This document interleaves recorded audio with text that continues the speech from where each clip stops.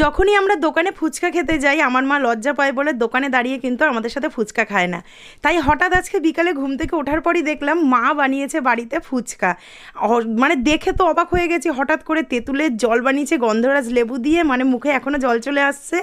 আলু মাখা কমপ্লিট হয়ে গেছে, আর এই পাঁপড়ালা আসে আমাদের বাড়িতে একজন, তার থেকে মা কিন্তু এই ফুচকার প্যাকেটগুলো কিনে রেখেছিল। তো সেখান থেকেই ফুচকাগুলোকে একদম মচমচে করে ভেজে কৌটো ভরে রেখে দিয়েছে। আমি এবং আমার ছেলে বাবা সবাই অবাক হয়ে গেছি যে মা হঠাৎ করে ফুচকা বানালো।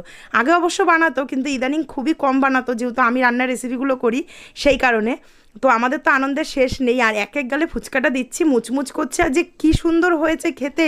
আমাদের গাছ কাটা হয়ে গেছে, তেঁতুল গাছ বহুত দিন আগে, তো সেই গাছের তেঁতুল মা লবণ দিয়ে প্রিজার্ভ করে রেখেছিল, সেখান থেকেই তেঁতুল বার করে তেঁতুলের জল করেছে, আর তার সাথে নিয়েছে একদম মুচমুচে ফুচকা, তার সাথে রয়েছে একদম মশলাদার আলু। অসাধারণ, সন্ধেটা কিন্তু আজকে আমাদের জমে গেছে। তোমরা কারা কারা এরকম জিভে জল আনা ফুচকা বানাও জানিও।